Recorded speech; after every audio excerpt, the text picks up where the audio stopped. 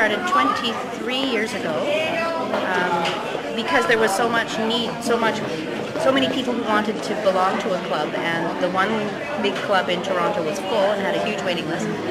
So we started our club, and we meet in Willowdale once a month, and we do projects. We have some displays out in the front of our project for this year. We have done in the past, we did a big dollhouse that we then donated to the North York General Hospital to use as a raffle to raise money for the hospital.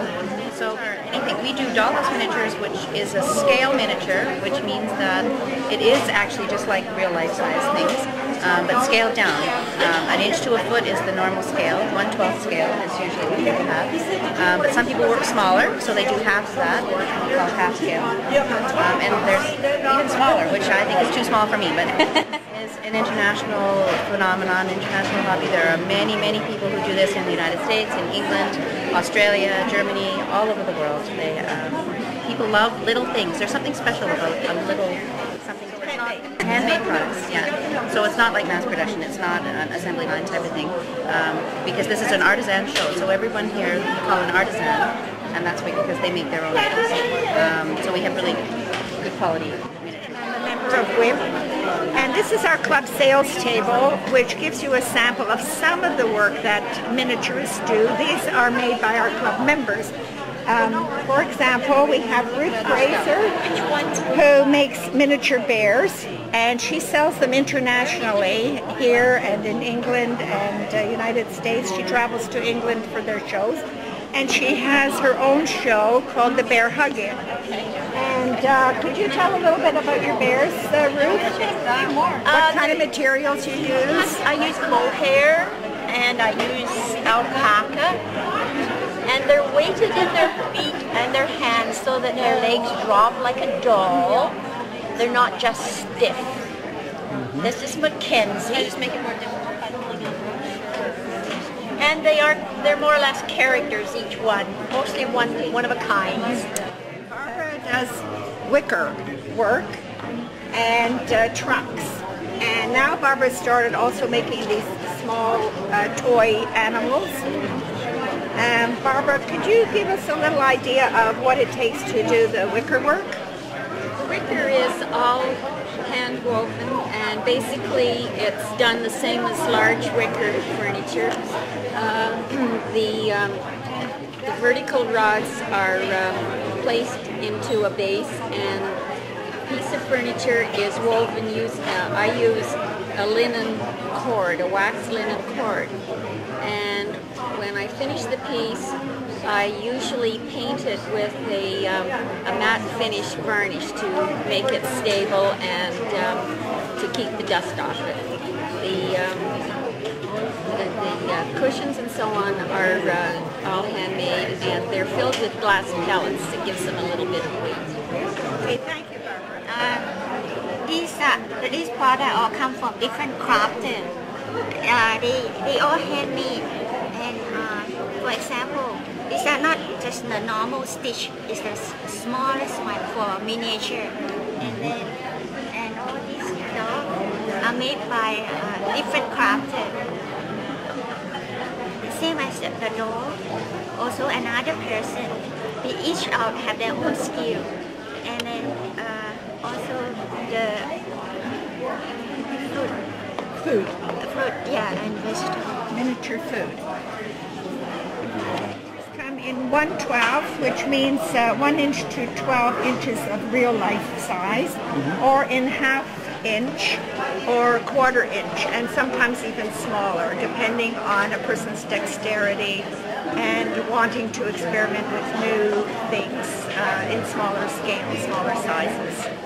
Marie-Luce Pelletier, who is a very talented ceramist potter, who throws her clay on a regular sized large wheel where people would make large pieces, vases, and she reduces them down to a little piece on top of this block of clay to make these beautiful things. And I believe you have your own patterns or decorations that are yours. Okay, so Marie, would you tell Anita and Joseph, a little bit about your work Okay. and your materials that you use. I'm using porcelain mostly and stoneware. So the stoneware is a little bit more the more traditional kind of piece I make, like the tin pot and jug. So the porcelain gives me more freedom to paint on because it's a wide body.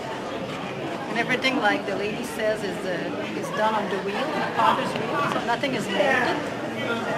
And everything is fired very high temperature, like 2,300 degrees. And I use 3 fire rates, the bisque, a glaze firing, and a rust at the end. So, well, that's about it, about the technique. It usually takes how long to make one product? I mean, when Pardon me? It's it takes how long? I mean, oh, well, I never finish. Pottery is a long process thing, so you have to accumulate enough pieces and go to different steps to be able to fill the kiln. So I cannot just finish a piece in one day. I just do one step and then I get back at it till I have enough pieces. So there's so many different steps. So you cannot just start the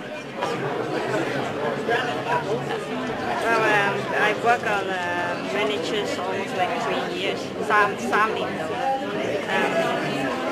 我最主要嘅idea 全部都係啲關於啲日本嘢啊，同埋嘢食啊，同埋狗用品。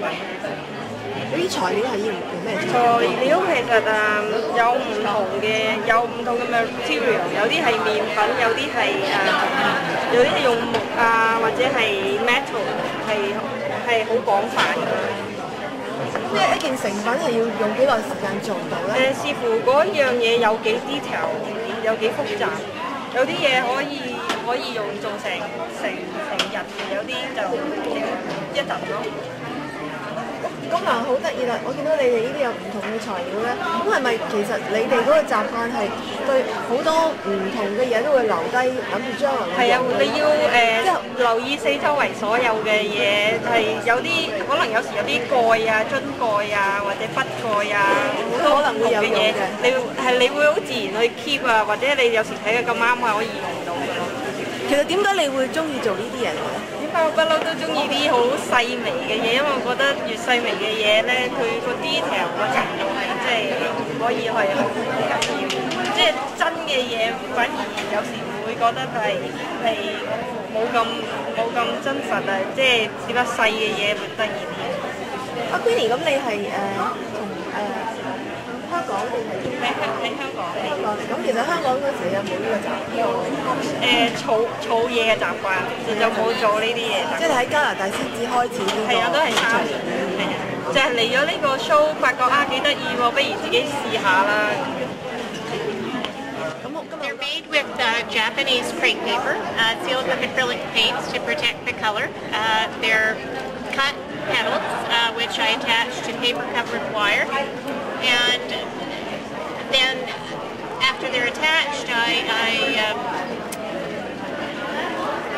put them all together, and I pick and choose, and I arrange them just like I would a real floral arrangement. So all sorts of different types of flowers, magnolias. I do delphiniums, iris, gladiolas. I've tried all sorts of different things. I try to do a new flower every year, a couple of new flowers every year, just to mix things up a bit. That's part of your collection, or? I started as a collector, actually, and took classes in flower making and ended up with so many flowers that it was just a craft that turned into a small business. Food is always a very popular item, and it starts out using polymer clay and forming these rolls, long rolls, and then they are sliced or rolled, formed into a variety of different foods. And then they are placed on plates for arrangements or on tables in doll houses. And here's an example of how I do it. I start off with a blank piece of wood, and then I start cutting it to size, and then end up with finished egg. So how do you do? You use a cutter to cut them, or? Use a circular file and just mark it off and then cut it out. So they are in real proportion to the actual measures. yes, what I do Real is scale, right? yeah. This one here, I was on vacation and I saw this at the. It's a table, right? It's a tea trolley. Or tea trolley. Yeah. And I saw it at the. I took a photograph and then scaled it down and made it. So that's all your ideas come from. You see different types of furniture, you like them, so you take a picture and then right, you try to make it in the small size, right? Yeah.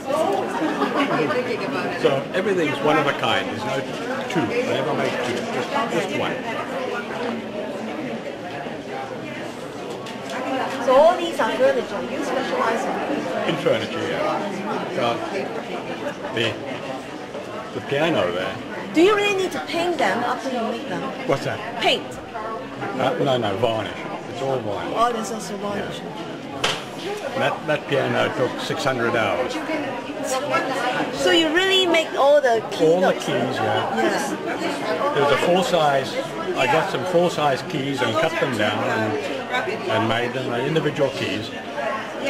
So what do you do with all these productions? Are you selling them or you're just... Yeah, sell them. Sell them. If I didn't sell them, I couldn't make them because I just have too much.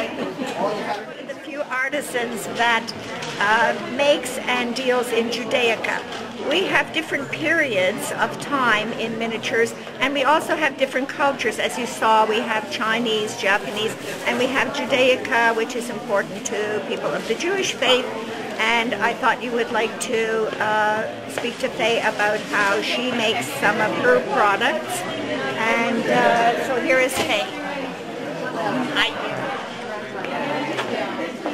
Can you tell something about your product? Yeah. Okay, I am the only one in Canada that does the miniature Judaica. And I started doing this about 27 years ago. And I can show you some of the stuff in here. And this, I have everything concerning Jewish holidays and Jewish life. So these are religious stuff, right? It's all religious stuff. And every day. And everything that you would find in a Jewish home or in a synagogue or the different Jewish holidays. This is a traditional matzo ball soup, and you can actually see there is... These little guys are all made over wire armatures. They're padded with aluminum foil usually to bulk them up. And then I start to build on that. I do the head first, and then it goes into the oven each time I do something, so that when I work on the rest of the body, I don't disfigure the face. So these little guys, because they're all made, they're more like a sculpture, their clothing is also clay. So they're in and out of the oven maybe 4 or 5 times each one. The hair is mohair, which is all natural. And most of the props and all of the scenery that you see here, I also make. So do you really modify them after you make them? Pardon? You really modify them? I mean, you know, sometimes you make an art, made right? by singly. I start with just a form, and then I make the eyes, the nose, the mouth. Each one is done individually. So each one is unique. Each one is unique. Even if I wanted to have it the same, it couldn't be. Can you tell us why you chose to do character dolls instead of replicas of real people? I do replicas of real people too, but I find these are more interesting. I'm a very avid reader. I love children's books. I actually have written some myself. So I'm more drawn to the characters, I guess, than I am anything else. I see you have characters from the movie The Wizard of Oz, which is a very popular movie for many, many years. Right. And I'm wondering about your Tin Man. How is he made? Because he's quite different.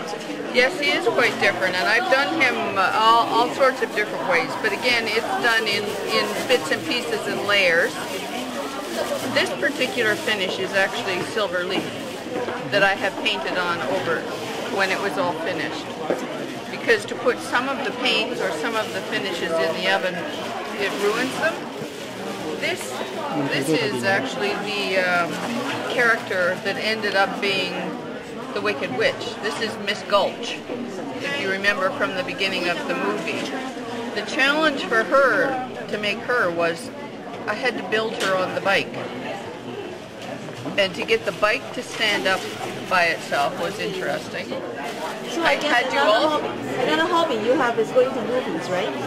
No, actually, no. I read. I don't actually always see the movies, but I read. And the bike and everything had to go in the oven too, and I wasn't sure how that was going to work out, but obviously it worked out okay. So I see you have Snow White. Yes. And Spider-Man. Yes. And Robin Hood. Right. And is this the character from Harry Potter? Harry Potter. I was a teacher too, so I am drawn to children's literature, obviously. And over here, we're up to date with Shrek. Yes. So you wonderful characters. You have characters from every period. Right. But not a lot of them. I understand. You know, I mean, I have to be careful on what I make, but I figure if I make just one, you know, it's my interpretation of it. It's not that I'm out to make copies of them or anything else. Each one is individually done. So, and you also have some historical characters. Is this from Cinderella? It is, but he could be from just about any period of thing. From time to time, I do different things. I've done a whole series of heroes, which were, you know, more historical things. I really like historical things. The dolls at the end there are from My Fair Lady. Yes. I just like the old-fashioned rag carpets, and they're they're woven from sewing thread. And this ring is from a really fine wool. They're all done by hand. The quilts are all quilted by hand. There's the stitching on the back. This the white on white one would be what the lady of the house would put on her best spare bedroom, and it would have a cover over the top of it to keep it clean. And when the guests came, the cover would be whipped off and you'd have your showpiece shown. All of the quilts are hand quilted. They're not pieced, but they are hand quilted. And I'll turn you over to my husband to do the rest, because that's what he does. So I see you have the furniture as well, right? The carpets are done on silk gauze, either 22 or 30 count. The 30 count has 900 stitches per square inch. And all the patterns that I do are as authentic as I can make them, with pattern-wise and color. 600-700 hours of work. That means so we're not making a lot of money for our time. You have to enjoy doing it, or you would never do it. Copper foil soldered, and then patinaed. The designs they're Victorian to match the dollhouse styles that are currently available, although I do contemporary designs as well. so they are all decorative items normally. If people buy them, they're just for decorations. You can either have them mounted in your window, or you can hang them in the window. Started on a very small scale and have built it up over the last 20 years. To knit in miniature in particular, you need very, very fine threads and very, very fine needles. There's no real secret to the knitting. It's the same as if you were knitting for an adult. you need to get used to the finer needles, and once you get the hang of it, you're away to the races. You can make costumes for your miniature dolls in replica of yourself if you like. I find that more and more people are knitting and crocheting for miniatures over the years that I've been in this business, and I've found needles to the point where we can knit in a quarter-inch scale, which is quite small. These are the crochet hooks. The knitting needles are extremely fine. This is what you would knit for quarter-inch. They're very, very fine needles. They're sharp too, right? Yes, they've got points on both ends. Yes, they do. Anyway, I use a variety of threads. I use silks, I use wools, I use cottons from many different companies. A lot of the threads are also used in tatting and embroidery. You kind of overlap. When you're a miniaturist, you search high and low for the dimensions that you need, and when you find it, you're usually very, very thrilled because the results are what you want. And I saw there are miniature patterns. What are they? Yeah, this is, well, there are many, many miniature patterns. These are for the size dolls that you can buy commercially. If you are making your own size dolls, then you would probably adapt patterns or make your own patterns. Again, it's not that difficult once you get the hang of it. A lot of people are intimidated by miniatures because it's so small and they think they could never do it. But the truth is that given a little time and patience, you can. Some of the basic materials one would need to start building a room box or a doll house. These are just trims, and you can see how small they are compared to the woodwork that you would have in your own home. And these are furniture pieces that Joan and her partner here make, and you can take them home, you can buy them, take them home, or you can build them yourself, and then it's up to you how you want to finish them. I have a dollhouse of my own, and my husband was making things for the dollhouse, and he made too many, so we ended up with a business. So you're just starting up by just a hobby, and now you're in Exactly, business. yes. 25 years ago, actually. Yes. Is it a good business or? It's fun, yes. You don't make a great deal of money, but it's a lot of fun. You meet some nice people. Some of this starts out in kits, doesn't it, Yes, Joan? it does, yes. With pieces of wood that you cut. That we cut. And people buy them and they take them home and they create the finished product, or they can buy it ready-made and finish it. We show the finished item, and then you can buy the kit and it will make that. So we just glue them together. Yes, yes. And I see here that are bread loaves, right? Actually baked.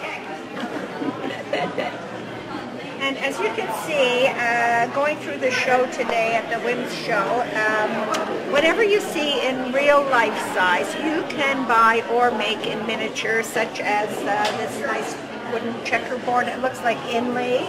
Yes, all separate little pieces of wood, yes. And here we have replicas of Royal Doulton figurines. That's all I've got left. It's even smaller than my camera can handle. They're all 1 inch to a foot, the scale is, a standard scale. Yeah. And Joan also has upholstered pieces that you can buy in kit form and take it home and finish it, or you can buy it already made.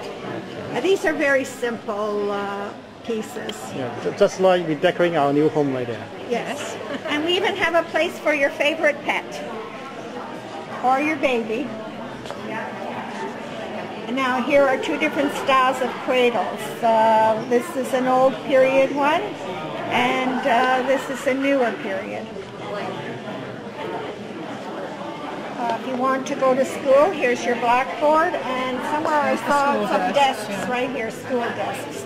So every phase of everyone's life is colored. There's your artist easel and your garden furniture. They're done on silk gauze with cotton embroidery floss. And there's There's a lot of work in these. This carpet, for instance, is 21,600 stitches. And the different gauze sizes vary. I offer these in kit form as well as finished, so for those who also like to sew, they can make the kit themselves. And you get everything inside the kit. And my husband is an artist, so he does paintings. And there are acrylics, oil on canvas, and watercolors. And we also do little miniature toys. Here, we'll pull toys. And plush clowns at the bottom. Some accessories. We've got a Christmas nutcracker. If I do this, does it show them bigger? Can you see them bigger or not? Yeah. Very tiny miniatures. You will see different styles of homes that miniaturists will do in a scale, 1/12 scale, which is 1 inch to 1 foot, and these are 144. And imagine making furniture for these tiny replicas of homes, and they are decorated in a style called the Painted Lady, which is found mostly in San Francisco and Cape May, New Jersey. I make the dolls, they're all porcelain, cast from molds. I do the china painting and the bodies and all the wigging and the dressing. Most of them are made with antique laces and fabrics, but not all. I started, I don't know, about 20 years ago, I guess. I have 2 sons and no daughters, and just I've always loved dolls, so had bought a kit and started doing them, learning how to do them. So you really make your own clothes for them? Yes. Are I they make everything. real life characters, or are they just imaginary? They're most imaginary. Sometimes the costume is sort of in your mind from, you've seen it in a movie or something. But and the little one down here, this is Dorothy, and Toto from The Wizard of Oz. They're pretty well. So you only got 6 in it? It was a limited edition of 6. 3 are gone, so there's the 3 left. I had a little business in Oakville, and next to my business was a store called literally like the magazine in a nutshell. And the lady came to me and said, "You have to make a little samovar." She knew I'm from Russia. And then she said, "Can you copy this set of cutlery?" I said, "Yeah, sure I can copy." And that was my first miniature, the set of cutlery. That's how I started the miniature. And then it started rolling, and that's what happened. It's just little things. And I'm very attractive. Those are silver or? Yeah, this is silver. Sterling silver. Sterling silver. Genuine silver. Genuine silver, exactly. I see you have carvings on them, so you carve them on your own. You really have patterns, you have design on all these. This is design of whole store, 17th century. This is kind of like a filigree. This is what I was studying in Russia. Filigree. You see this basket? Looks like a ring. Exactly. See, if you have small enough finger, you can wear it. But it's a basket. It's a basket. Yeah. It's a basket, exactly. So, can you really open these boxes? Yeah. They're movable. Oh, you have a lid. Yeah, it's open. So you can really store something inside. A diamond or something. I do needlework, and I do cushions and rugs, and let's see, this little rug here has got 5,000 stitches in it, and it's on 60 mesh. 60 mesh canvas. How long what's the time you need to do this one? This would take me maybe a week to do. Yes. And I do a lot of rugs, very fine rugs. That's a 40 mesh. The rugs take me longer. They can take me up to 3 months to do. And I finish the back off the same as the front. I love doing needlework. So I developed all of these kits. How did you get started? How did you become interested? I had a miniature house and I had a Chesterfield and I wanted a cushion for it. And nobody had a cushion that I wanted, so I started making them myself. And now I think I've got about 60 different cushions. And I have kits. People can buy the kit because it's less expensive to do than buy the finished work. And could you tell us about your upholstered pieces? I've done the princess chairs. I kind of got caught up with that. I just like making them. Children to play with. This set, my daughters sat in when they were small. And then I have these little wee tiny beds with a little tiny doll that I make, a needlework doll to go in it. Let me see. So the little doll comes out. Sorry, not very easily. Oh, it seems to be glued. There.